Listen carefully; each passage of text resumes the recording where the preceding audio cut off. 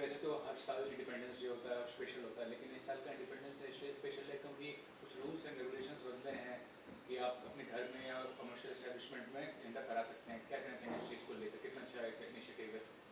प्रधानमंत्री मोदी जी का ये इतना अच्छा इनिशिएटिव है, हर घर तिरंगा।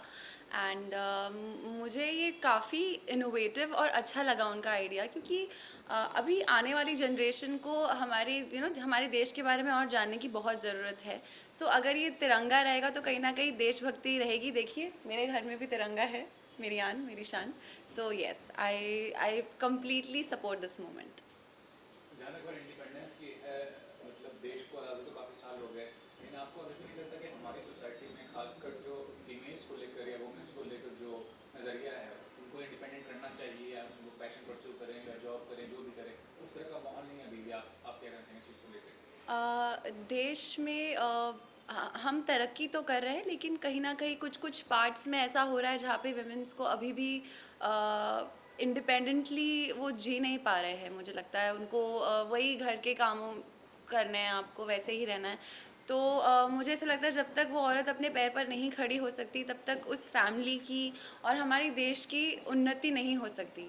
सो मैं उन सारी फीमेल्स को यही कहना चाहूँगी कि आप कर सकती है, you can do it.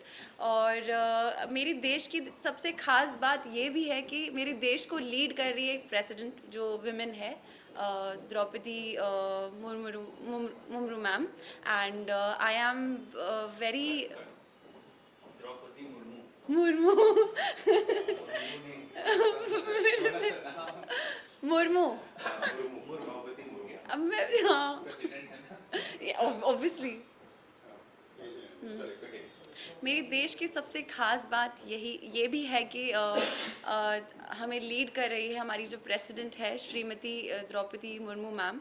And मतलब ये है ना कि हम नारी को बहुत आगे रखते हैं, और मैं चाहूँगी कि हम पर्सनल स्पेस में भी, अपने फैमिली में भी अपनी वुमेन्स को वो पार दे, उसको वो उसको मोटिवेट करे कि तुम कर सकती हो। इंडिपेंडेंस डे है, इंडिपेंडेंस मतलब पैट्रियोटिज्म। आज के टाइम में यंगस्टर्स को देखा गया कि उनमें उस तरह का देशभक्ति का भावना नहीं है। जब से सोशल मीडिया का मतलब राइज हुआ है, हमेशा जो यंगस्टर्स हैं वो इंगेज रहते हैं सोशल मीडिया प्लेटफॉर्म पे। ये कितनी बड़ी बात है और कितना ज़्यादा आपको पैट्रियोटिक होना ज़रूरी है और देश के लिए जो रिस्पॉन्सिबिलिटी है वो निभाना ज़रूरी है। एज अ यूथ, जो जनरेशन है, हम लोग देश के बारे में फ़िलहाल, जैसे मेरे टाइम पे ऐसा था, टेक्स्ट बुक्स में हम लोग को बहुत कुछ था हिस्ट्री के बारे में, आज भी है। लेकिन कहीं ना कहीं जो हम देश के लिए जो पहले फील किया करते थे, अभी वो कहीं ना थोड़ा थोड़ा डिक्लाइन होता जा रहा है। तो आई थिंक उसके लिए वो मोमेंट बहुत बराबर है, हर घर तिरंगा। कहीं ना कहीं छोटे छोटे स्टेप्स हमें लेने बहुत ज़रूरी है, जिससे हम उन सैक्रिफाइसेस को याद रखें जो हमारे वीरों ने दिए हैं, जो इतने सारे फ्रीडम फाइटर्स ने जो दिए हैं।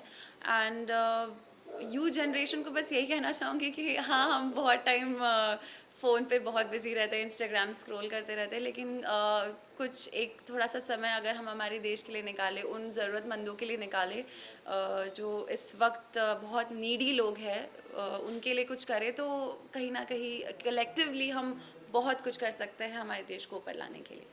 ये बताना चाहूँगा कि हाल ही में कॉमनवेल्थ गेम्स में बहुत अच्छा परफॉर्म किया फीमेल्स एक्टिविस्ट, खास की बात करें, कितना ज़रूरी है स्पोर्ट्स में पार्टिसिपेट करके अपनी देशभक्ति की भावना जो होती है ये उसको समर्पित करना देश के लिए। मैं देख रही हूँ कॉमनवेल्थ में सारी फीमेल्स एकदम आगे आके हमारे लिए मेडल्स ला रहे हैं, तो इससे ज़्यादा प्राउड मोमेंट कुछ हो ही नहीं सकता, क्योंकि हमेशा से फीमेल्स को ऐसा माना गया है कि स्ट्रांग नहीं हो तुम, कुछ कर नहीं सकती हो। लेकिन हमारी बेटियाँ, हमारी देश की, वही नाम रोशन कर रही है। और स्पोर्ट्स में रहना और स्पोर्ट्स आगे परस्यू करना बहुत ज़रूरी है, मुझे लगता है, क्योंकि कहीं ना कहीं देशभक्ति उसी से आती है। जैसे आज देखो, हम क्रिकेट देखते हैं, तो जैसे ही इंडिया कुछ अच्छा, मतलब उन्होंने 6 मारा, 4 मारा, तो हमें इंडिया इंडिया चिल्लाते हैं। और कहीं ना कहीं स्पोर्ट्स हमको एक साथ लेकर आता है, हमारे अंदर लीडरशिप क्वालिटी डेवलप होती है। जैसे बचपन में I used to play football, और क्रिकेट मैं बहुत ज़्यादा खेला करती थी, तो उससे मेरे अंदर बहुत ज़्यादा क्वालिटीज़ आई है। और I feel sports is very important for you as an individual. और खास बात यह है कि दो फिल्में आ रही हैं, लाल सिंह चड्ढा और रक्षाबंधन का माहौल भी है, क्या कहना चाहेंगे कितना ज़रूरी है इस तरह की फिल्में देखना? खासकर लाल सिंह चड्ढा की बात करें तो काफ़ी ज़्यादा कंट्रोवर्सी क्रिएट हुआ है इसको बाइकआउट को लेके। कौन सा फिल्म प्रेफर करेंगे देखना और क्यों करेंगे वो भी बताइए।